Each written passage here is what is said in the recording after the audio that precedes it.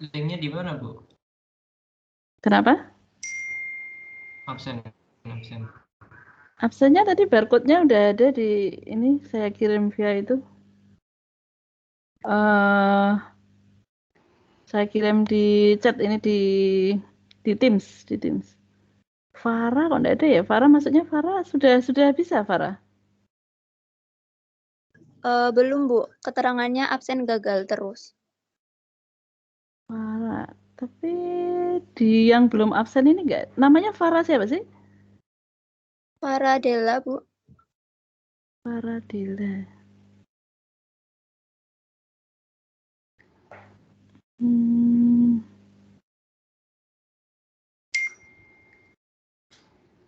Kamu benar di kelas ini, Farah? Iya, Bu, benar. Enggak ada ya? Saya tak ketik ya, Farah Dila. Farah Dila sudah hadir itu, absensi sudah hijau kok. Di saya ya. Di saya ini sudah ada. Bu, saya belum, Bu. Rizky Siapa Utama namanya? Fauzi. Oke. Sudah, Bu. Oke, sudah saya iniin. Mulia tadi gimana Mulia? Mulia sudah bisa? Like Bu jaringannya Bu, buka siap undip. Oh gitu. Ya udah. Iya. Masalah absen kan aja ya. Nanti kita ini aja ya. Pas di akhir kuliah aja ya. Nanti Siap. pas di akhir kuliah nanti akan saya absen satu persatu. Maksudnya yang belum ya, yang belum bisa. Nah, nanti Anda bisa open mic untuk menyatakan kehadiran Anda. Sekarang kita belajar dulu ya, belajar kuliah dulu. Perkenalkan dulu nama saya udah tahu ya, di situ juga ada ya.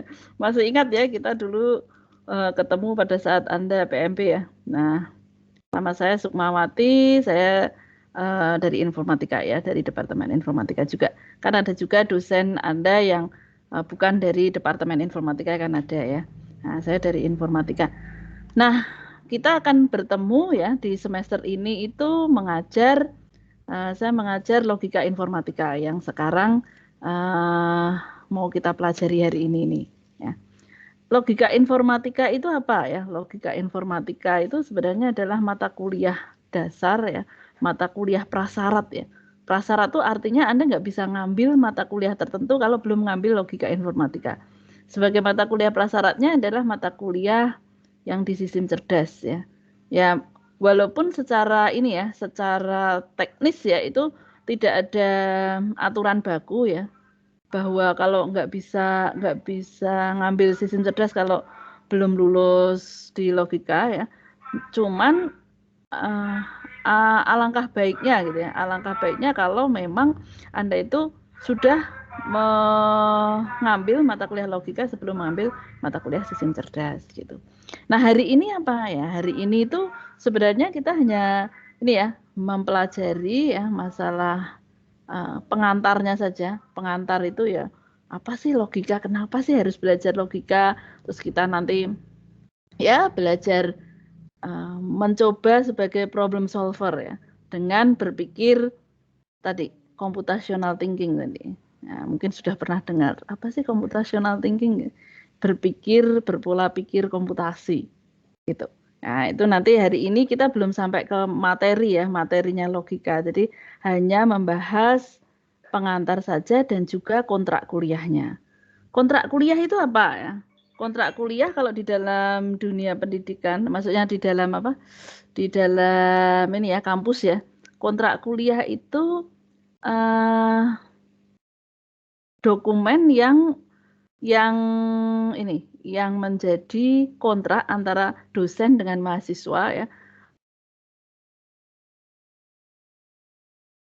Nantinya itu mau belajar tentang apa sih gitu. Apa yang penugasannya itu terkait dengan apa, penilaiannya bagaimana, kemudian terkait dengan komposisi nilai dan lain sebagainya. Itu terkait dengan kontrak kuliah ya. Jadi hari ini kita itu hanya belajar kontrak dan pengantar saja. Kita mulai dulu ya. Kita lihat kontraknya dulu. Saya share dulu. Bentar. Oke, udah kelihatan kontrak kuliahnya? Sudah, Ibu. Sudah, Bu. Sudah, Bu. Oke. Ya. Ini kontrak kuliah logika informatika ya. deskripsi mata kuliahnya. Logika informatika itu mata kuliah tadi sebagai dasar bagi mata kuliah lain ya. Contohnya tadi sistem cerdas ya.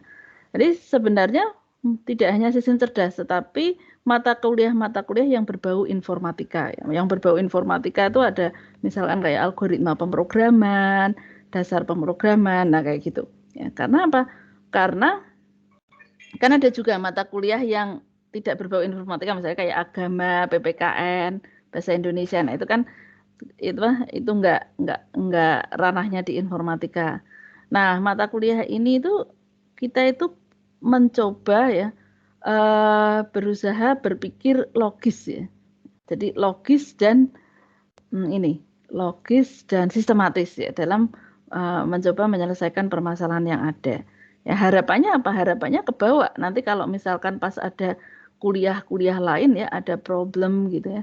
Nah, Anda terbiasa untuk bisa melakukan proses penyelesaian masalah yang tadi logis dan sistematis. Dinalar gitu istilahnya, reasoning gitu ya. Reasoning itu proses penalaran, proses inferensinya. Nah, itu supaya tadi bisa menghasilkan solusi yang benar-benar optimal. Harapannya begitu ya. Jadi di sini itu ini membentuk pola pikirnya mahasiswa saja ya. Nah, apa isi dari mata kuliah ini? Nah, isinya itu sebenarnya adalah mengulang kembali pelajaran Anda pada saat SMA. Jadi ini konsep dasar banget gitu ya. Ada proporsional logic, ada first order logic ya. Validitas, invaliditas ya. Aturan-aturan inferensi ya atau inference rule-nya, semantik ya, kemudian logical equivalent serta pembentukan normal form dan resolusi baik itu proporsional logic ataupun first order logic. Masih ingat proporsional logic itu apa? Ada yang masih ingat? Apa proporsional logic? Atau masih ingat first order logic? Salah satu lah. Itu ada yang masih ingat? Ini SMA kayaknya udah pernah kan ya? Ada ya? Jadi proporsional logic itu yaitu terkait dengan sebuah pernyataan ya yang berisi benar atau salah tetapi tidak keduanya. Ya. Terus nanti kita bicara tentang adanya konjungsi, disjungsi, implikasi, biimplikasi gitu. Ya. Terus kemudian negasi. Ya. Nah, terus ada argumen-argumen, dinyatakan argumen itu valid atau tidak. Kayak gitu-gitulah. Itu terkait dengan proporsional logic ya, berhubungan dengan tabel kebenaran. Nah, kayak gitu. Nah, kalau first order logic itu ada tambahannya yaitu ada ini eksistensial dan universal ya, quantifiernya ya. Jadi ada yang for all itu untuk semua. Refresh kembali, ingat kembali itu. Ya, terus ada apa beberapa, sebagian. Nah, itu yang eksistensial. Nah, itu yang pernyataan-pernyataan yang mengandung seperti itu namanya first order logic. Ya, gitu. Nah, ini adalah tujuan pembelajarannya. Ya, tujuan pembelajarannya itu dapat memecahkan masalah-masalah dengan computational thinking tadi. Apa sih computational thinking gitu ya? Itu berpikir dengan landasan komputasi atau informatika. Nah, ini memang sudah sudah digerakkan istilahnya dari level dasar. Itu kan ada kompetisi Bebres ya. Ada yang pernah ikut di Bebres, di lomba Bebres itu? Ada yang ikut di kelas ini? Kan ada tingkat SD, tingkat SMP, tingkat SMA. Nanti kita akan lihat. Kita akan coba lihat soal-soalnya. Yaitu berpikir tadi, berpikir komputasi. Ya, sebenarnya dari mulai SD itu kita bisa melakukan pondasi untuk bagaimana cara berpikirnya itu berbasis komputasi tadi. Ya. Bukan berarti harus menggunakan komputer ya. Jadi berbasis komputasi itu bukan berarti harus penyelesaiannya harus pakai komputer gitu. Pakai alat bantu komputer, tapi membentuk tadi pola pikirnya aja. Pola pikirnya logiknya itu jalan gitu. Ya, gampangnya gitu.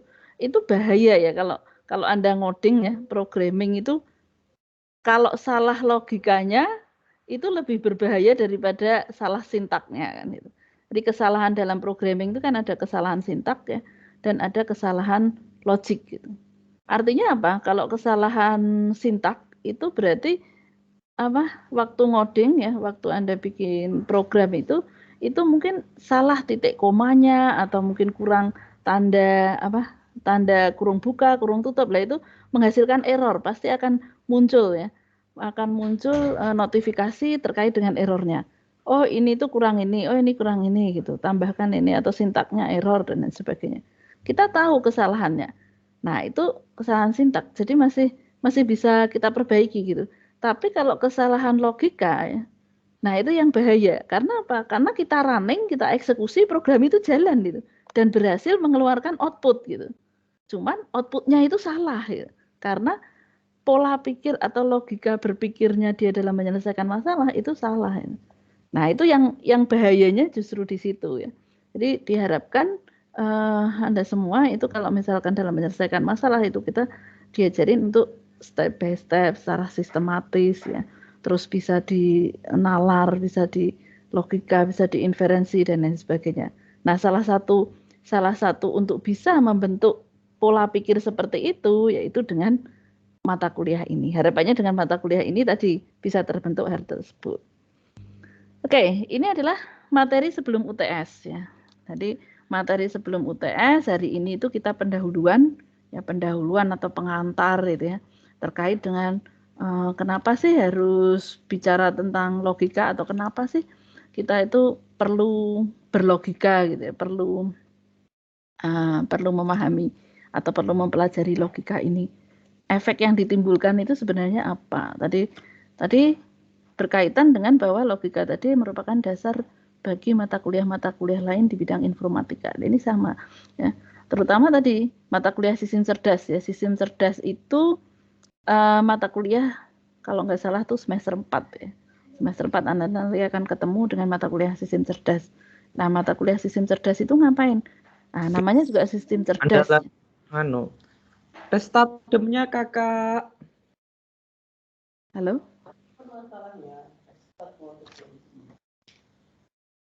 Ya. Oke, bisa kita lanjutkan ya. Jadi tadi sampai mana tadi? Ada yang mau ditanyakan dulu? Tadi apa ya? Tadi oh ya kita bicara ini ya. Tadi kan membicarakan apa ya tadi terakhir kita bicara apa ya? Sistem cerdas. Oh ya. Semester 4. Oh, oke. Nah, kan sistem cerdas itu ya. Nah, di sistem cerdas itu sebagai dasar dulu itu namanya sistem cerdas itu dulu artificial intelligence ya. Jadi kalau sekarang Anda sering dengar AI gitu kan. Ya, misalkan oh ini aplikasi berbasis AI gitu. Apa-apa AI gitu. Nah, itu sebenarnya apa sih gitu. Nah, itu intinya di dalam sistem cerdas itu adalah bagaimana membentuk atau membangun sebuah mesin gitu ya atau sebuah alat yang mempunyai proses berpikir atau mempunyai pola pikir layaknya manusia ya. Manusia itu kan termasuk makhluk yang cerdas gitu ya. Nah, itu diharapkan kita bisa mempelajari komputer itu sehingga dia bisa menentukan keputusan-keputusan penting gitu ya, secerdas manusia ya. Khususnya para pakar nah, gitu. Itu terkait dengan sistem cerdas tadi ya. Nah, nanti kita akan lihat sekilas tentang AI ya dan bagaimana sih di Indonesia ini di Indonesia.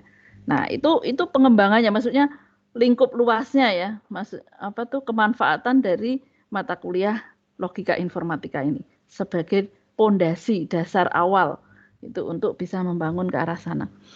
Nah, kembali ke sini tadi ya ada pendahuluan nanti yang akan kita pelajari, kemudian proporsional logik ya, ada proposisi, logical connective, tabel kebenaran, tautologi, ya inference rule, validitas, invaliditas gitu.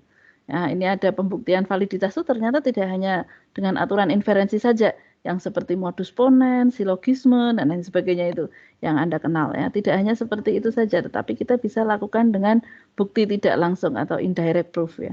Kemudian kita juga bisa buktikan dengan semantik tabloid. ya. Terus ada logical equivalency. Ya, logical equivalency itu apa? Itu bahwa pernyataan tersebut dikatakan benar jika dikatakan sama jika mempunyai nilai kebenaran yang sama, kan gitu. Terus ada normal form, resolusi, ya. Itu materi sebelum UTS. Kesemuanya ini yang sebelum UTS itu terkait dengan pernyataan-pernyataan mengenai proporsional logic, gitu ya, mengenai PL ini. Nah, kalau sesudah UTS itu yang mengenai first order logic, ya. Jadi di sini hampir mirip gitu ya, ada aturan semantiknya, ada validitasnya, ada pembuktiannya, ya, ada logical equivalentnya, tapi ini kita fokus ke pernyataan yang mengandung first order logic. Nah, first order logic itu apa? Tadi yang ada quantifier universal dan quantifiernya eksistensial. Kalau yang universal itu yang ada for all ya, atau untuk semua gitu. Nah, untuk semua misalkan untuk semua anak pasti suka permen. Nah, misal gitu ya. Jadi itu berarti mengandung universal, quantifier universal. Kalau eksistensial, ya beberapa anak suka permen misalnya. Nah, itu eksistensial. Dan nanti akan Anda pelajari sesudah UTS. Oke? Ada yang ditanyakan?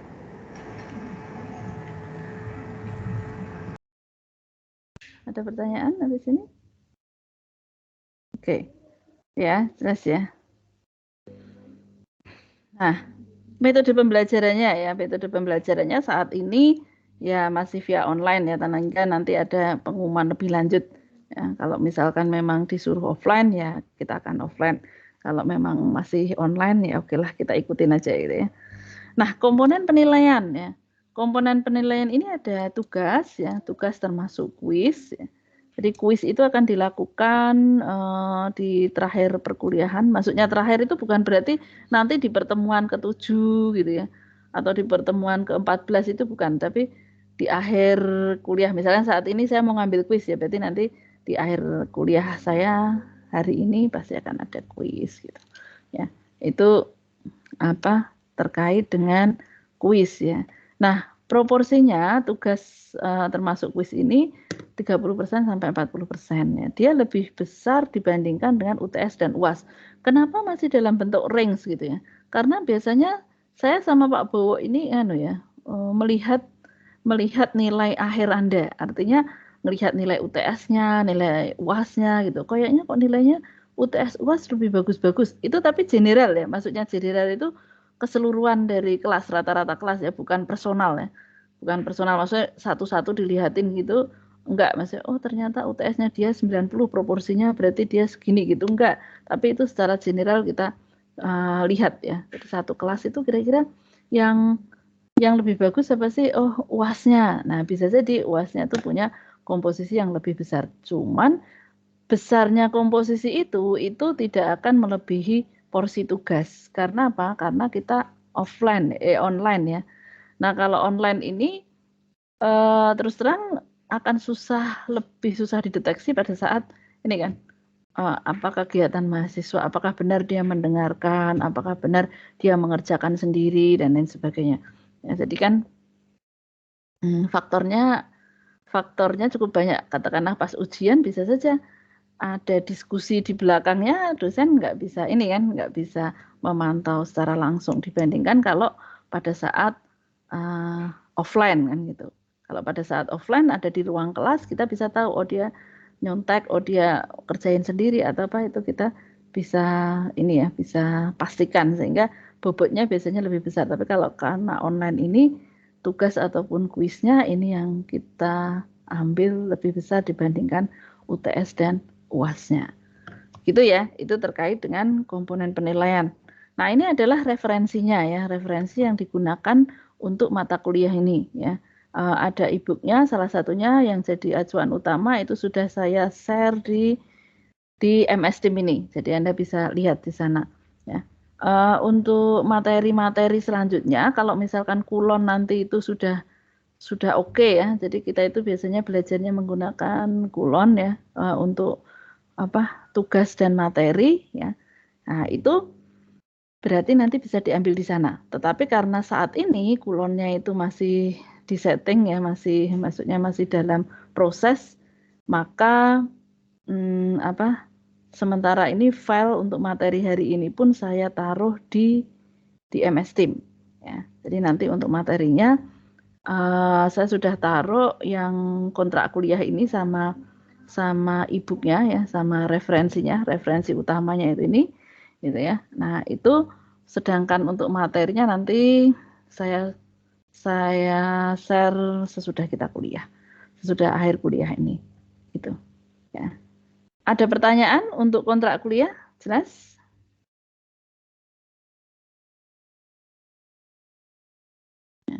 Jadi itu adalah materi-materi yang nantinya akan kita pelajari selama 1 semester ke depan.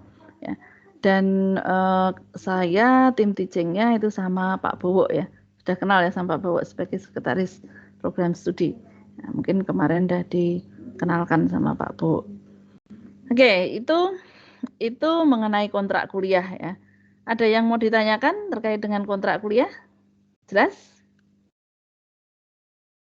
Jelas, Bu. Oke, sudah jelas ya. Ya, nah sekarang kita masuk ke materi yang pertama. Oke, sebentar saya share dulu.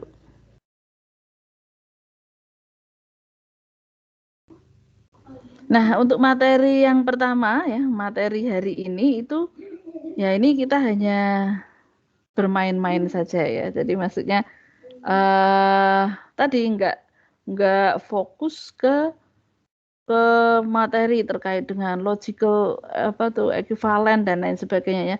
Jadi di sini hanya mengantarkan Anda atau menjadikan bahwa mata kuliah ini sebenarnya ini mata kuliahnya itu nanti kan penuh simbol-simbol, rumus-rumus gitu ya. Jadi maksudnya itu ada ini ya, apa sih manfaat saya kok harus ngambil ini? Nah itu tuh Anda punya dasar yang kuat ya, sehingga tidak nanti istilahnya bete gitu. Waduh, ini saya belajar kayak gini tuh fungsinya apa sih? Nah, jangan seperti itu, karena secara tidak langsung nanti akan Anda pakai gitu pada saat Anda ngambil di mata kuliah lain, ataupun di pada saat Anda menyelesaikan sebuah problem. Kelihatan enggak ini? Udah slide-nya. Kelihatan, Bu. Kelihatan. Oke. Ya, ini ya.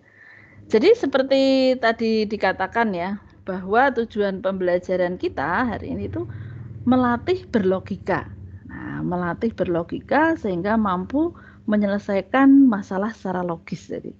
Nah, atau mampu menyelesaikan masalah dengan computational thinking, berpikir komputasi. Ya. Jadi mencoba untuk berusaha memahami masalah yang ada, menyelesaikannya secara sistematis dan logis. Nah, ini seperti apa sih contohnya? Nah, kalau misalkan tadi ada yang pernah ikut lomba Bebras ya, Bebras itu dilakukan per tahun ya. Nah, itu di situ kan ada tingkat SD, tingkat SMP, tingkat SMA itu. Nah, itu di situ kita dilatih untuk bisa berpikir secara komputasi tadi. Seperti apa sih contohnya soal-soalnya? Nah, ini ada beberapa contoh soal yang ada ya. Nah, Anda silahkan nanti dicoba dijawab ini. Ini untuk kategori SD. Nah, kategori SD. Ada 3 ekor bebras gitu ya. Akan berlomba dalam sebuah kompetisi. Nah, brown ini akan mendahului satu bebras ketika dia berlari di jalan yang mendaki. Pink akan mendahului bebras ketika berlari di jalan yang menurun. Green ini akan mendahului saat dia jalan berbatu. Kondisi jalan, nah ini seperti dijelaskan di sini ya, di gambar ini ada mendaki, diikuti jalan berbatu, jalan menurun, kemudian jalan berbatu. Semula pink, brown, dan green di posisi ketiga. Bagaimana urutan bebras ketika mengakhiri lomba? Ayo silahkan dipikirkan. Nah ini kita sambil ini aja bermain-main terkait dengan melatih computational thinking tadi. Mana? Green yang C ya, Bu. Yang C. Oke, yang lain? Kalau saya yang bentar, Bu. Oke. Yang D. Brown Ya. green kayaknya, Bu. Saya yang brown green pink, Bu. Yang A ya, Bu. Saya A. Yang A, Bu. Yang Saya yang D, Bu. Yang D. Yang A, Bu. Saya A, Bu. Yang A, Bu. Saya di Saya D, Bu. Oke, berarti ada yang A, ada yang C, ada yang D. Yang B ada enggak? Enggak ada ya? Oke, A, C, dan D. Oke, clear? Sudah? Sekarang kita lihat ya. Kita lihat. Anda harus perhatikan aturan mainnya ya. Aturan main itu tadi. Aturan main, aturan perlombaannya ini. Sebenarnya bukan aturan perlombaan ya. Aturan bagaimana bisa kita menentukan siapa urutan yang lebih dulu. Ya. Nah, terus caranya gimana? Nah, bisa dibentuk seperti ini. Kondisi awal, nah ini kan, kondisi awal adalah pink, brown, dan green. Terus lihat, jalannya ke sana, berarti mendaki. Nah, kalau mendaki, nah ini, jalan mendaki berarti brown mendahului satu bebras. Nah, berarti brownnya itu nanti dari sini mendahului dia. Jadi brownnya jadi pertama, gitu. Ya. Habis dia mendaki, ketemulah jalan berbatu, kan gitu. Nah, jalan berbatu itu green tadi. Green akan mendahului satu bebras. Ya, berarti dari sini green itu semula ketiga. Di jalan berbatu dia adalah nomor 2. Gitu. Nah, kemudian habis itu dia turun. Nah, turun itu aturan mainnya gimana? Bahwa pink ini akan mendahului. Ya, berarti pink tadi itu akan mendahului. Pink yang semula di nomor 3 dia akan mendahului satu bebras tadi. Ya. Nah, yang terakhir sesudah turun ya, dia ada di jalan berbatu. Nah, di jalan berbatu apa aturan mainnya tadi? Green-nya mendahului satu bebras. Berarti dia ada di sini. Nah, ini apa ini? Jawabannya tadi apa ini? A atau B atau C ini? A, Bu. Itu A. Bu. A, Bu. Ya, ini adalah yang A. Jelas ya penyelesaiannya ya. Jadi tadi apa? Ada satu masalah. Kita lihat ya. Masalahnya itu seperti apa, kemudian dikonsep sesuai dengan yang ditanyakan ya, baru kemudian kita bisa lakukan step by step-nya secara sistematis. Ini masih kategori SD ya, ini untuk anak SD. Nah, sekarang SMP, ya ini SMP malah menurut saya relatif lebih mudah ya. Nah, ini SMP. Oke. Dengan siapa dia harus berbagi agar Jacob tidak dapat melihatnya? Dengan siapa?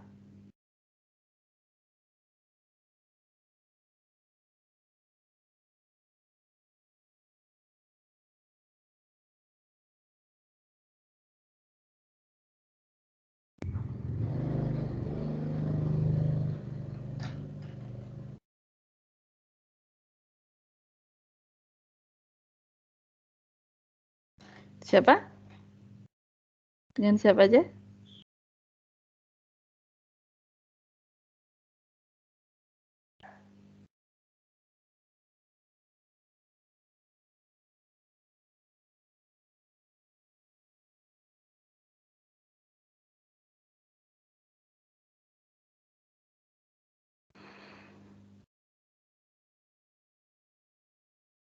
Dengan siapa? Siapa? Michael. Oke. Ya, terus siapa lagi? EV sama Dana, Bu. Nah, Eve sama Dana. Ya, jadi yang Lucia itu bisa berbagi dengan Dana, Michael sama Eve ya, agar si Jacob itu tidak melihatnya. Ya. Jelas ya? Atau ada yang lain? Ada teman yang lain punya Lucia yang bisa berbagi?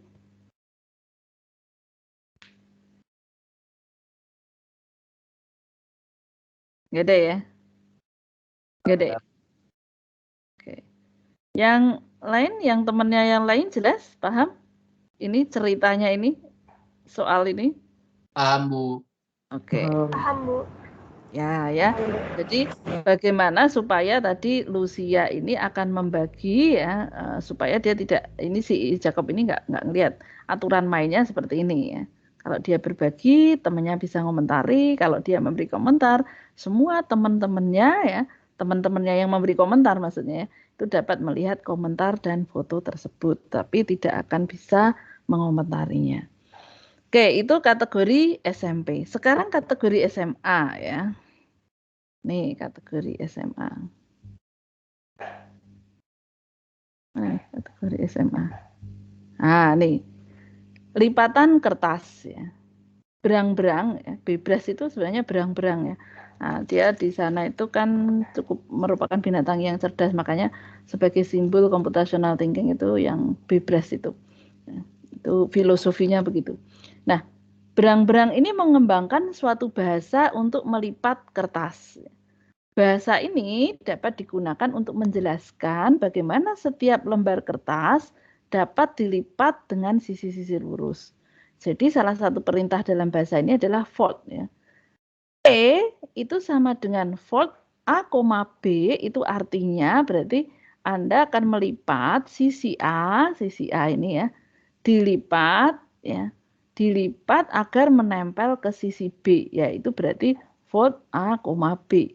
Nah, ini. Jadi kalau fold A, B itu akan menghasilkan E itu adalah garis ini.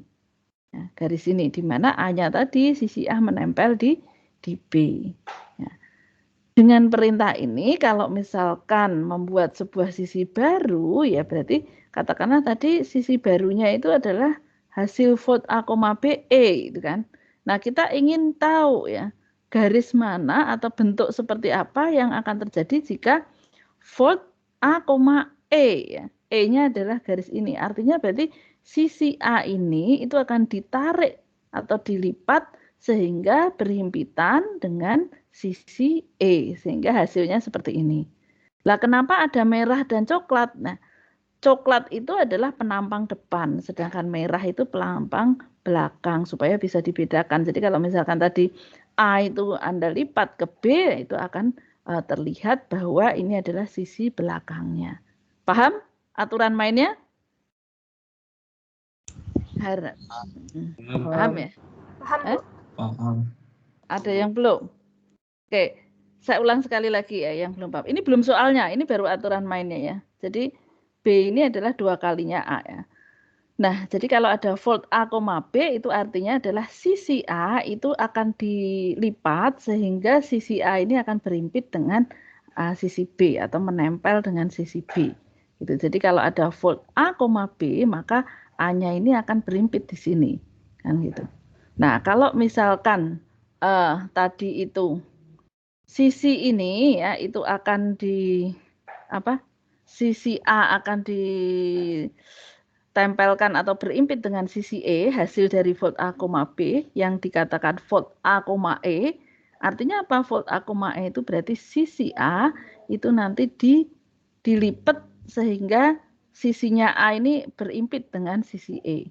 Nah, ini hasil seperti ini. Ini adalah nilai F. F itu berarti lipatan hasil ini ya, hasil akhir lipatannya di sini ya.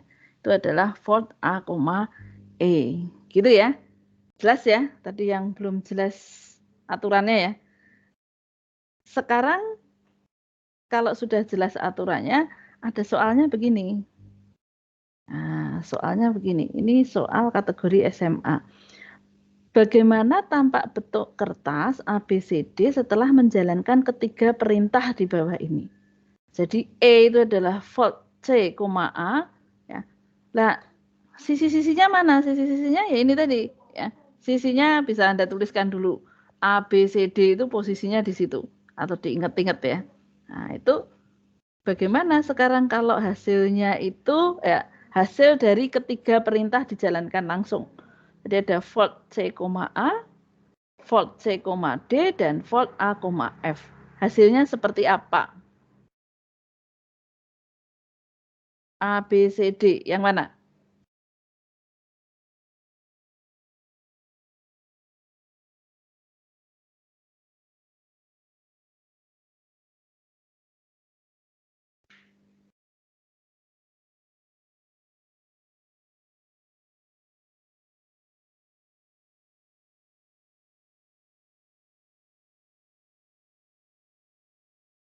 Yang mana? Yang A. Yang Yang- A. Yang lain? A, Bu. Oke. Yang lain lagi? Semua sepakat A? Ya, sepakat Bu, A, Bu. Oke. Ya. Kita lihat ya, apakah benar A. Nah, jawaban yang benar memang A ya. Jadi ini tadi kalau misalkan volt C, C, A berarti artinya sisi ini itu kita lipat ke A ya, sehingga terbentuk seperti ini ya. Nah, ini E-nya sebagai hasil lipatannya tadi ya. Nah, volt C, D itu akan berarti dari C ya, dari sisi C tadi dilipat ke sisi D ya, sehingga terbentuk seperti ini gitu ya. Ini adalah hasil F-nya ya. Dan G adalah volt A, F ya, berarti dari sisi A itu nanti akan dilipat ke hasil F-nya ini ya, sehingga akan terbentuk nilai G di sini. Jelas ya? Ada pertanyaan untuk ketiga soal dan kategori tadi, ketiga kategori dari mulai SD, SMP ataupun SMA ya. Itu adalah soal-soal bebas. Nah, sekarang saya akan mengambil contoh ya sebagai salah satu pengantar di mata kuliah sistem cerdas ya, untuk bisa membedakan karena mana sih masalah-masalah yang berbau AI gitu, mana sih ya masalah-masalah yang penyelesaiannya itu tanpa perlu AI gitu ya. Karena artificial intelligence itu beda dengan otomatisasi ya. Jadi kalau artificial intelligence itu istilahnya kita itu dalam menentukan outputnya atau dalam menentukan keputusan yang harus diambil itu tadi dipikirkan atau menggunakan metode tertentu atau rule tertentu untuk bisa menyelesaikan masalah tadi. Kalau otomatisasi misal ya, lampu setiap jam tertentu atau setiap waktu tertentu itu bisa nyala terus nanti mati, itu nggak perlu AI gitu ya.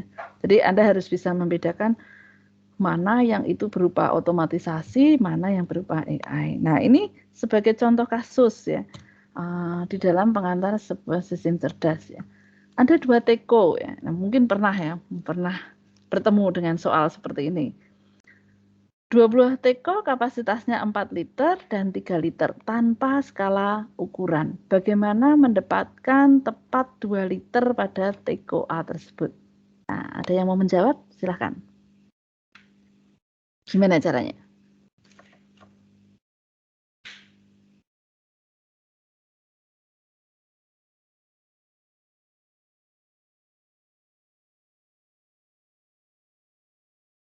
Silahkan. Mencoba menjawab.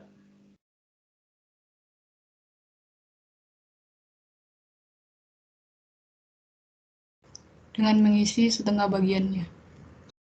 Dengan mengisi setengah bagian. Lah taunya setengah itu. Permasalahannya kan nggak ada skala ukurannya.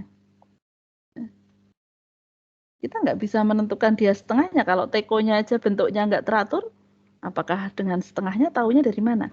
Padahal bagaimana kita bisa mendapatkan tepat itu 2 liter di teko A? Gitu. Bagaimana? Ada yang punya solusi? Izin menjawab, Bu. Oh ya, silakan. Pertama kita isi menggunakan teko 3 liter kan kita isi 3 liter air ke teko B, lalu air dari teko B kita isi ke teko A. Oke. Lalu kita isi lagi teko B dengan sampai penuh 3 liter, lalu kita isi teko A sampai penuh. Maka sisa air di teko B adalah 2 liter, Bu. Oke. Terus? Kan baru di teko B. Lalu kita buang air di teko A seluruhnya, masukkan lagi seluruh air yang tersisa di teko B ke teko A, Bu. Oke, ya. Itu adalah terkait dengan solusi. Solusi itu bukan satu-satunya ya. Solusi Mas David ya tadi ya. Nah, solusi Mas David tadi bukan satu-satunya.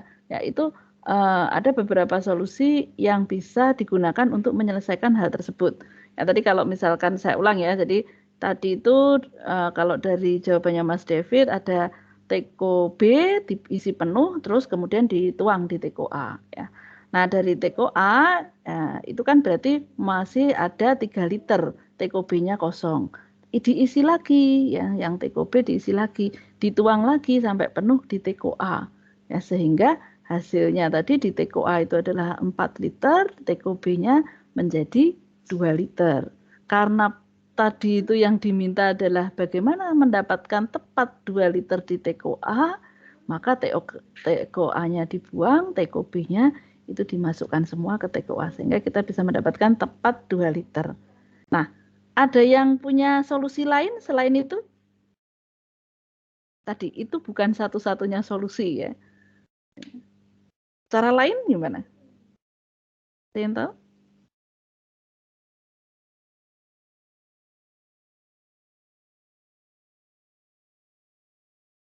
Apa cara lainnya?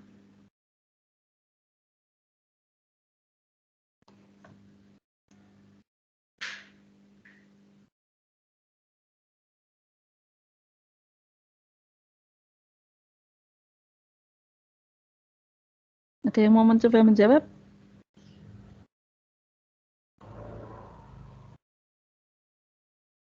Walaupun hampir mirip ya. Kalau misalkan tadi kan Mas David tadi dari TKO B dulu kan, diisi dari TKO B dulu. Kalau misalkan kita dari TKO A dulu, bisa nggak kira-kira? Bisa, Bu. Bisa, Bu. Coba Bisa. gimana? Dibuang. Siapa? Coba diterangin siapa nih yang bicara? Saya, Bu. Ya, silakan Mas. Pertama kita isi TKO A sampai penuh. Kan di TKO A kan ada 4 liter. Lalu kita tuang semua yang di TKO A ke TKO B. Nah, di TKO A kan sisa 1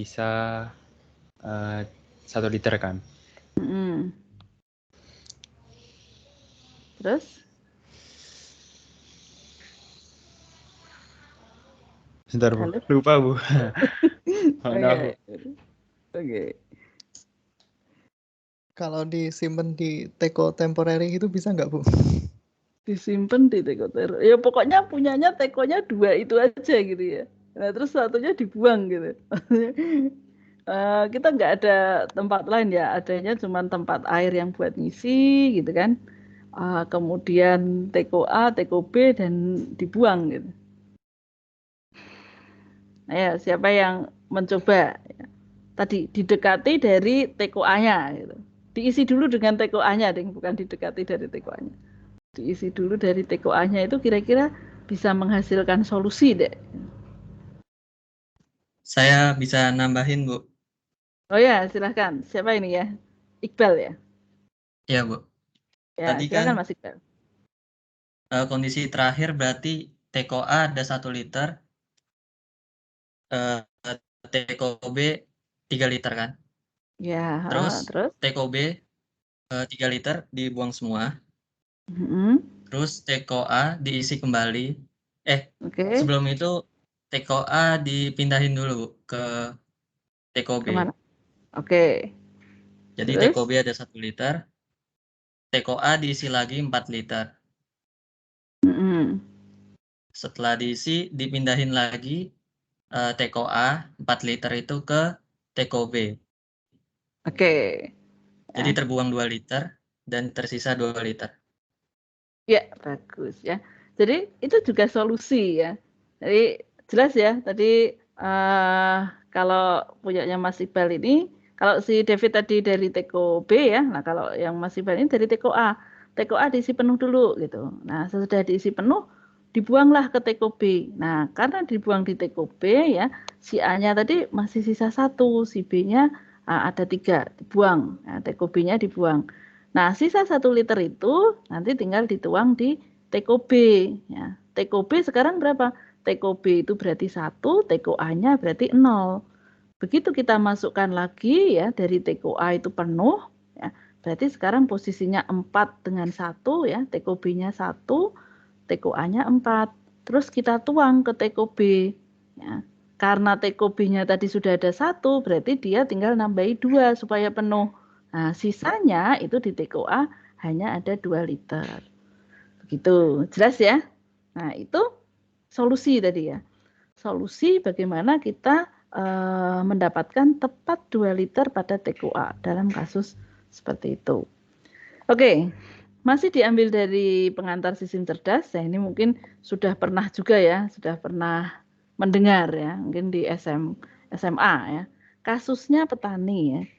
Petani dengan 3 bawaannya, yaitu harimau, kambing, dan sayuran yang ingin menyeberangi sungai. Hanya ada 1 perahu yang muat 1 petani dan 1 bawaan saja.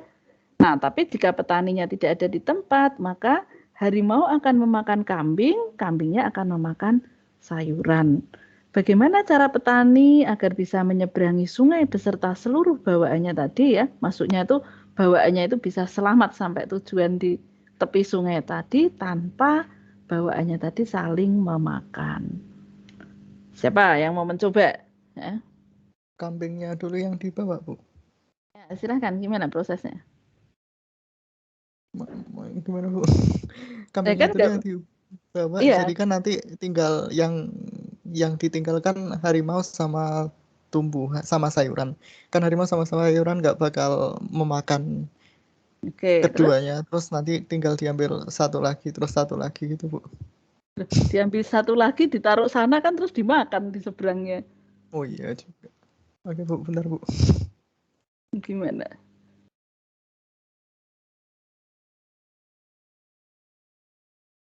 Gimana caranya? Saya mau coba, Bu. Menjawab. Oke, siapa? Galih ya? Iya. Ya, silakan Galih. Tadi pertama dibawa kambingnya dulu. Ya, oke. Seberang. Terus petani ini balik ngambil harimau. Ya. Balik.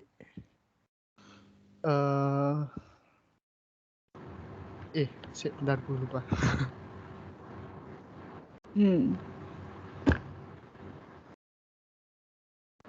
Coba yang lainnya dulu aja, Bu. Tadi malah lupa saya. Tadi ada yang lain juga. Saya mau coba. Ya, silakan. Siapa ini? Yang mau coba siapa itu? Yang perempuan ini? Siapa? Raisen? Siapa yang Raisen tadi? Saya, Bu. Ya, silakan. Jadi pertama petaninya bawa sayuran ke seberang. Oke. Lalu ditinggal di seberang. Terus petani kembali lagi bawa kambing. Seto. Petaninya bawa sayuran ke seberang ya. Berarti kan harimaunya sudah makan kambingnya tadi. Salah, Bu. Saya, Bu. Ya, saya itu siapa? As'ad ya? Rizky. Oh, siapa nih? Rizky Utama Fauzi. Oh ya, silahkan Rizky. Gimana? Jadi pertama itu petani membawa kambing ke seberang, terus balik lagi ambil harimau, nyebrang lagi, terus bisa dimakan. Gagal. 1 aja bawaan berarti ya, Pak? Iya, siapa yang mau mencoba tadi? Tadi ada suara perempuan ini. Suara perempuan itu tadi siapa ya? Saya. Oke, siapa itu? Silakan. Jadi petaninya pertama bawa harimaunya dulu. Terus habis itu ditinggal, balik lagi, ambil sayurannya. Bentar. Petaninya bawa harimaunya. Nah kan kambingnya sudah makan duluan, makan sayurannya kalau petaninya bawa harimau duluan. Ya. Saya mau coba. Ya, silakan. Saya mau coba, Bu. Bisa, Bu. Oh ya, bisa, silakan. Jadi pertamanya kambingnya dibawa dulu, terus balik lagi bawa harimau, terus kambingnya dibawa pulang, bawa sayurnya, terus balik lagi bawa kambing, terus sampai ke tujuan. Oke. Ya, jadi kambingnya itu dibawa 2 kali ya. Maksudnya diseberangkannya itu 2 kali. Ya, jadi itu solusinya emang. Yang pertama dia bawa kambingnya dulu. Ya. Dia bawa kambingnya, kemudian habis itu dia bawa petaninya balik ya. Dia bawa salah satu dari bawaannya, entah itu sayurannya atau entah itu harimaunya. Salah satu. Ya, katakanlah dia bawa harimaunya ditaruh itu dia bawa kembali kambingnya. Ya, dia bawa lagi kambingnya ke seberang di awal tadi. Sementara harimaunya ditinggal sendiri. Nah, dari situ dia akan membawa sayurannya terlebih dahulu. Ya, dia akan bawa sayurannya, makanya di seberang sana jadi harimau dengan sayuran juga tidak akan saling memakan. Baru dia kembali lagi membawa kambingnya. Bisa dipahami ya? Oke? Jelas? Nah. Oke, nah itu salah satu beberapa masalah ya yang berkaitan dengan AI atau berkaitan dengan tadi sistem cerdas tadi. Bagaimana kita bisa memikirkan hal tersebut. Jadi programmingnya ya pada saat kita memprogram tuh kita berbasisnya itu bukan tidak ada algoritma khusus gitu, tidak ada satu step yang pasti karena based on problem ya. Jadi maksudnya dalam kita mengkodingkan hal-hal tersebut, nah itu kita harus benar-benar jeli melihat permasalahan yang ada. Nah, dasar untuk itu semua ya tadi logik berpikirnya itu harus jalan. Nah, itu yang kira-kira ini jadi istilahnya pengembangannya. Jadi nanti itu walaupun Anda itu seolah-olah belajarnya itu tadi ya, belajarnya ada konjungsi, disjungsi gitu. Seolah-olah itu mudah memang Anda, secara teoritis mudah, tapi nanti dalam implementasinya ya itu nanti sudah ini tadi membutuhkan logik berpikir kita. Katakanlah kita terbiasa dengan berpola pikir kritis, sistematis gitu ya, logis. Nah, itu insya Allah semua problem yang ada ya di dalam permasalahan Anda itu akan bisa diselesaikan dengan baik. Harapannya begitu. Oke, sekarang sebagai latihannya ini ya. Nah, ini latihannya hampir mirip dengan yang Teko tadi. Sekarang bagaimana cara mendapatkan 7 liter di bejana 9 liter? Caranya gimana? Siapa yang mau coba? Fadil ya. Fadil yang mau coba? Ya, silakan. Fadil Abima. Enggak, Bu. Tadi itu yang soal yang tadi, Bu. Oh, oke. Saya mau sekarang coba, Bu. ya, silakan. Silakan. Pertama, kita isi penuh di bejana 5 liternya. Ya. Setelah itu pindahkan ke 3 liter sehingga 5 liternya tersisa 2. Lalu 5 liter tersebut pindahkan ke bejana 9 liter. Lalu 5 liternya diisi penuh lagi, pindahkan lagi ke 9 liter sehingga menghasilkan 7 liter. Oke, berarti tadi dari Made ya tadi ya? Iya, Bu. Ya, oke. Jadi tadi dari 5 liter ya, 5 liter dikasih ke 3, sisa 2 dimasukkan ke 9, terus dia isi lagi 5 dimasukkan lagi ke 9. Jadi bisa mendapatkan 7 liter. Jelas ya? Nah, itu terkait dengan soal-soalnya tadi yang didasarkan pada logika berpikir kita. Oke, sekarang kita masuk ke sini ya, terkait dengan AI. Ini tidak akan keluar ujian ya, tapi ini hanya sebagai pengantaran saja ya. Pengantar maksudnya apa sih pentingnya logika informatika itu? Ya, sebenarnya gitu sih. Ya. Jadi tadi dengan terbiasa berpikir logis, yaitu diharapkan dapat menyelesaikan masalah dengan cara yang lebih sistematis ya. Baik untuk kasus-kasus yang muncul di mata kuliah informatika ataupun masalah-masalah real atau problem realnya ya yang nantinya akan Anda hadapi. Nah, MK ini memang sebagai landasan dalam mata kuliah sistem cerdas dan turunannya atau yang dulunya dikenal dengan nama AI atau Artificial Intelligence. Jadi mata kuliahnya itu AI gitu loh. Mata kuliahnya itu kecerdasan buatan. Namanya aja kecerdasan buatan. Berarti kecerdasan yang dibuat kan. Nah, buatnya itu sebenarnya di mana ya? Membuatnya di sistem ya, di sistem atau sebuah mesin atau sebuah alat. Nah, itu yang kira-kira kita mencoba bagaimana dia bisa berpikir layaknya seorang manusia gitu. Nah, globalnya lagi ya ke depannya itu akan bisa membantu dalam menyukseskan program nasional yang mencanangkan strategi nasional artificial intelligence. Ya, jadi ini strategi nasional itu memang sudah dicanangkan dikeluarkan BPPT ya. Jadi kita itu arahnya ke depannya itu berbasis AI semua. Kayak gitu ya. Ini supaya Anda sebagai mahasiswa ilmu komputer ya itu punya Maksudnya kan akan sangat erat berhubungan dengan hal tersebut gitu. Jadi ini membuka wawasan Anda bahwa pentingnya AI di masa depan ya. Ini sekilas tentang AI. Dari tadi AI itu sebenarnya apa sih gitu ya? Artificial intelligence itu apa? Nah, sebenarnya ada beberapa pendapat yang berbeda terkait dengan definisi. Nanti definisi yang berbeda-beda ini akan Anda pelajari di mata kuliah sistem cerdas ya. Tapi di sini hanya globalnya saja ya, bahwa yang namanya artificial intelligence itu sebenarnya bisa didefinisikan sebagai ilmu pengetahuan tadi, bagaimana membuat komputer tadi bisa mengerjakan ya seperti apa yang dikerjakan oleh manusia, secerdas manusia. Harapannya seperti itu ya. Jadi membuat komputer tadi cerdas. Nah, itu adalah yang disebut dengan artificial intelligence. Nah, ini kaitan AI dengan lainnya ya. Jadi kalau Anda AI itu posisinya di mana? Nah, di sini nih.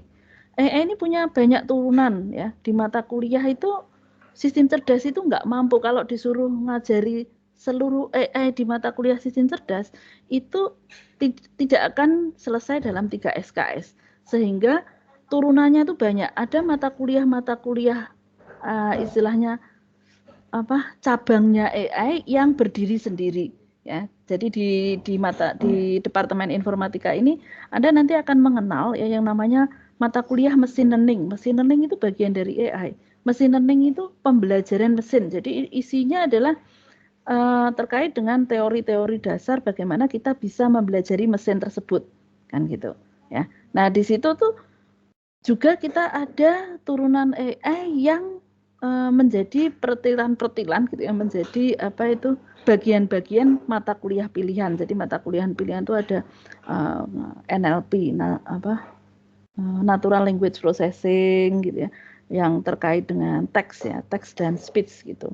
Ya, kemudian ada pattern recognition ya, ini merupakan bagian AI, itu menjadi satu mata kuliah sendiri. Jadi sistem cerdas yang nanti akan Anda pelajari itu ya sebenarnya masih lingkup kecilnya saja, karena 3 SKS itu nggak muat untuk kita menampung seluruh AI yang ada, sehingga tadi di breakdown di mata kuliah turunan ya, mata kuliah yang lain yang masih di bawahnya AI gitu ya. Ini konsepnya ya, konsep ini. Nah, ini adalah tadi arahan teknologi artificial intelligence di Indonesia ya. Jadi ini sudah menjadi sudah di launching ya. Jadi strategi nasional kecerdasan artifisial atau kecerdasan buatan, di mana Indonesia ini memfokuskan ke 4 area ya. Ada etika dan kebijakannya, infrastruktur dan datanya ya, pengembangan talenta ini yang sudah mulai dikembangkan, sudah mulai dilaksanakan oleh Kominfo ya, dengan menyiapkan beberapa talenta digital ya, yang Anda mungkin pernah dengar ya, DTS itu ya. Nah, ini mulai digodok lah, mulai dilaksanakan oleh Kominfo ya, supaya mahasiswa lulusan perguruan tinggi itu mempunyai kemampuan digitalisasi yang bagus gitu. Ya, jadi di sini kemudian ada fokus yang lain adalah riset dan inovasi industri. 4 area fokus yang menjadi target atau arahan di strategi nasional AI ya. Nah, bidang prioritas AI ya yang di Indonesia itu di layanan kesehatan, reformasi birokrasi, pendidikan dan riset, ketahanan pangan dan mobilitas dan kota cerdas atau smart city. Ya, inilah yang kadang kalau penelitian kita diminta untuk mengarah ke arah sini ya. Jadi bagaimana biar layanan kesehatan itu benar-benar bisa berbasis AI, membantu para medis ya untuk bisa mensupport yang layanan kesehatan yang lebih baik kan gitu. AI itu bisa mensupport pelayanan kesehatan yang lebih baik, harapannya seperti itu. Nah, ini nanti ya itu merupakan visi Indonesia 2045. Ini masanya Anda ya, kurang lebih besok kalau Anda lulus tahun 2025 itu sudah akan mengarah ke arah sana kan gitu. Ya, ini terkait dengan strategi nasional tadi. Nah, terus kemudian strategi nasional yang kita yang diarahkan ini ya, ini sebenarnya mengacu pada ini ya, perkembangan yang Anda mungkin pernah dengar ya, revolusi industri 4.0 ya, atau revolusi industri 4.0. Nah, itu kan sekarang sampai di sini, di mana itu nanti akan berbasis AI dan information technology tadi. Nah, apa sih ranahnya industri 4.0 itu ya? Jadi industri 4.0 itu tidak hanya di Indonesia ya, di seluruh dunia, global ya. Jadi di global itu ya, ini adalah yang nantinya akan berusaha selalu dikembangkan ya. Jadi ada 3D printing, ya, kemudian ada smart sensor, big data, augmented reality, ya, cloud computing, mobile device, ya, kemudian IoT dan lain sebagainya. Ya, jadi itu terkait dengan perkembangan nextnya ya, supaya Anda punya gambaran ya. Sebenarnya tadi logika informatika ini dasar kecilnya, tapi Anda harus punya fondasi yang kuat ya, supaya nanti bisa membentuk apa yang sudah direncanakan oleh pemerintah ini. Nah, itu kan ada di pundak-pundak Anda sekalian ya. Nah, ini contoh aplikasi AI ya, yang mungkin bisa jadi Anda tuh sering gunakan tapi tidak tahu bahwa di belakangnya itu berbasis AI. Ya, bisa jadi seperti itu ya. Syukur-syukur kalau sudah tahu ya. Ini di bidang medis ya, misalkan mengetahui, oh kira-kira ini seberapa besar sih sel tumor kankernya. Jadi nggak harus dibedah sana sini dulu gitu ya, terus dilihat ini. Nah, itu bisa dengan menggunakan kemajuan teknologi ya. Terus bisa juga misalkan ada tersangka misalnya ya, dari tersangka naik mobil yang kedapatan itu ternyata plat nomornya nggak jelas itu. Nah, dengan teknologi ini kita bisa memperjelas tulisan atau karakter atau objek yang ada di dalam sebuah citra. Nah, ini contoh aplikasi di bidang image atau di bidang citra ya. Transportasi ya, transportasi ini kan mulai sudah terkenal kan ya, maksudnya yang tanpa driver gitu ya, atau drivernya itu robot. Nah, drivernya robot atau misalkan taksi otomatis, taksi yang tanpa driver, kita tinggal setting mau kemana ya, dia jalan sendiri. Nah, memang untuk mendapatkan seperti itu, jadi di luar kan sudah ada ya mobil-mobil seperti itu. Nah, untuk kita bisa melakukan tersebut memang tidak hanya satu domain data ya, tapi juga terkait dengan citra, terkait dengan speech ya. Katakanlah penumpangnya mau bicaranya speech, jadi speech to text, dia bisa paham. Terus kemudian dari citranya, misalkan ada sensor-sensor yang dia dapat, oh ada lampu merah berarti berhenti, oh ada pejalan kaki lewat berarti berhenti, misal gitu-gitu. Nah, itu kan dia harus bisa menangkap citra-citra yang ada di depannya dan harus mempunyai pengenalan yang tinggi ya. Jadi diharapkan kecelakaan itu bisa diminimalisir gitu. Nah, itu terkait dengan transportasi ya. Ini masih transportasi ya, deteksi orang pejalan kaki tadi supaya bisa tahu kalau ini orang atau bukan misalnya. Terus di bidang games ya, games misalkan permainan catur ya, permainan catur ini tahun berapa itu yang bisa mengalahkan juara catur dunia ya. Jadi komputer itu ternyata bisa mengalahkan juara catur dunia ya. Itu juga di belakangnya itu ada beberapa strategi yang sehingga dia bisa menjalankan poin-poin pion-pion di mana di catur tersebut, di bidak catur tersebut. Oke, terus kemudian terkait dengan robot ya, robot ada robot mainan, ada juga robot yang memang benar-benar bisa dimanfaatkan oleh manusia. Kalau di Indonesia itu robot apa ya? Robot Sofia ya namanya ya kalau nggak salah ya. Yang sekarang dicoba dikembangkan terus sehingga bisa membantu ini ya sebagai istilahnya asistennya kita itu di bidang robotik ya. Kemudian ada klasifikasi image, ini contoh ya bagaimana ini penelitiannya lab Caesar waktu itu ya. Jadi membuat sebuah tempat sampah cerdas yang bisa secara otomatis melakukan proses klasifikasi terkait dengan barang yang dimasukkan ya. Jadi oh ini termasuk gelas, oh ini termasuk plastik. Nah, harapannya seperti itu sih. Nah, ini baru on progress. Nah, bagaimana AI di Indonesia? Nah, ini sudah AI di Indonesia ini sudah banyak dikembangkan ya, terutama di dunia perbankan ya, dan juga startup yang ada. Ada Gojek, Bukalapak, Traveloka, Tokopedia. Nah, itu di belakangnya ada AI ya, maksudnya terkait dengan kinerja dari tampilan dari usernya mungkin enggak ini ya, enggak begitu merasakan maksudnya AI-nya itu gimana sih. Yang jelas dia katakanlah dia bisa menemukan ini ada drivernya, tapi bisa jadi driver yang dipilih itu ada teknik di belakangnya tadi ya, bagaimana dia bisa memilih driver yang tepat gitu ya. Terus memberikan rekomendasi terkait dengan beberapa produk seperti itu. Ya, ini contoh-contohnya tadi ya, AI di bidang industri di Indonesia. Ya. Kemudian ada era of chatbot ya. Jadi ada Veronica, Gemma, Salma, Sabrina ya. Katakanlah kita mau nanya apa, dia akan menjawab kan gitu. Nah, ini berkaitan dengan bidang khususnya AI yaitu NLP ya, Natural Language Processing. Ada di mata kuliah pilihan juga di Anda. Ya. Nah, itu terkait dengan AI di bidang industri ya, dan tidak hanya mengarah ke industri, ada juga yang di universitas-universitas ya. Ini ada Tokopedia itu bekerja sama dengan UI, ITB dengan Bukalapak, dan seterusnya. Nah, bagaimana dengan di UDIP sendiri? Nah, ini kita juga ada kerjasama seperti yang sudah disampaikan di departemen ya, ada dengan Samsung, dengan Gojek dan lain sebagainya. Itu yang masuk di ranahnya universitas.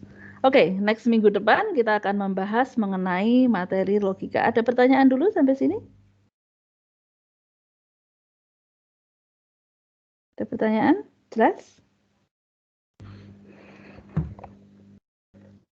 Oke, sambil menunggu kalau Anda mau bertanya, saya cek kembali ya untuk absensinya ya.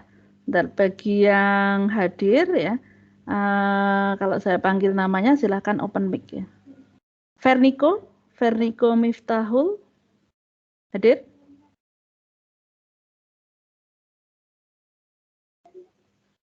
Vernico, sebentar saya cek dulu Vernico.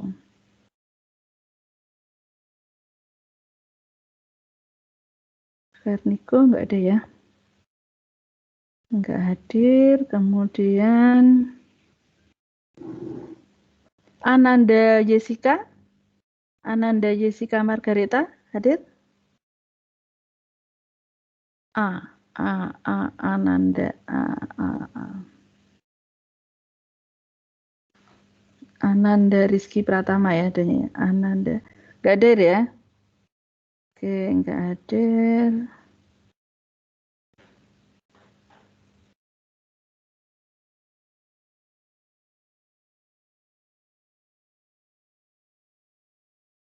Putri Larasati Laksono hadir? Putri PGR. Putri nggak ada ya? Putri nggak ada. Terus Muhammad Akmal hadir ya. Oke, Made Bagastia Hadir Bu, hadir. Tadi yang kayaknya jawab ya Made ya. Iya Bu. Oke. Mulya yang tadi nggak bisa. Mulya Irwansyah.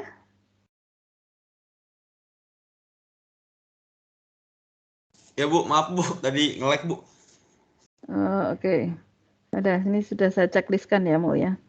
Ya, makasih Bu. Muhammad Saifullah hadir? Muhammad Saifullah. Saifullah. Nggak ada ya, Muhammad Saifullah ya. Oke, terus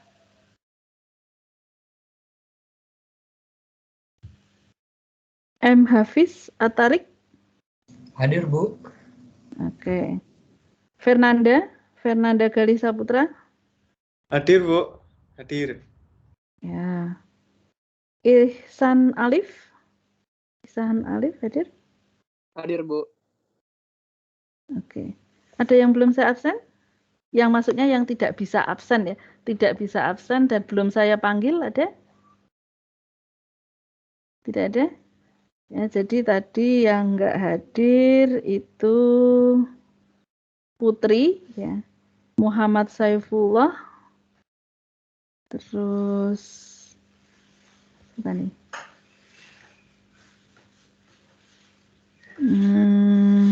Ananda Yesika sama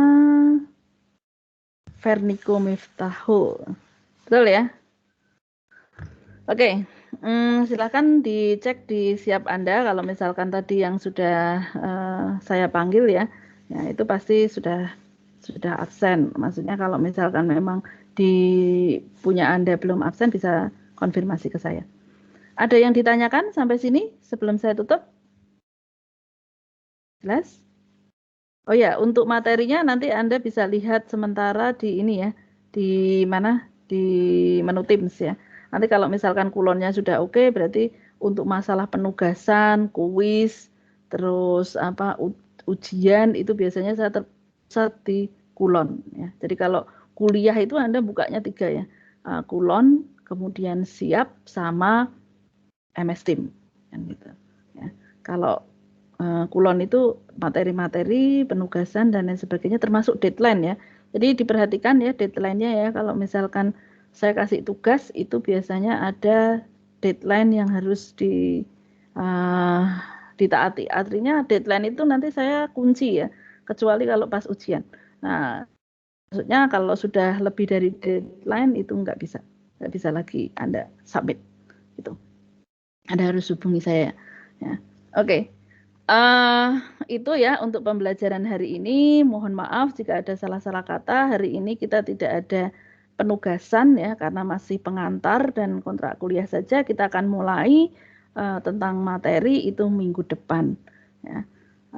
Saya ucapkan terima kasih sekali lagi, mohon maaf jika ada salah-salah kata. Saya akhiri. Wassalamualaikum warahmatullahi wabarakatuh. Waalaikumsalam. Waalaikumsalam warahmatullahi wabarakatuh. Terima kasih Bu. Terima kasih Bu. Oke, sama-sama.